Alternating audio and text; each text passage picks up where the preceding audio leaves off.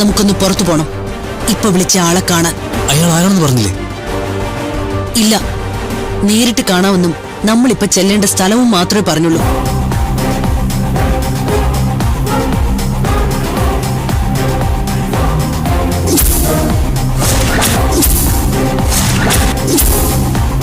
ചോദിക്കേ, നിങ്ങൾക്ക് എത്ര കോടിയാ വേണ്ടത്? നിന്റെ അമ്മ എന്റെ മുന്നിൽ വില പേശാൻ നിൽക്കില്ല. പിന്നെ നീ ആണോടാ എനിക്ക് വിലയിടാൻ?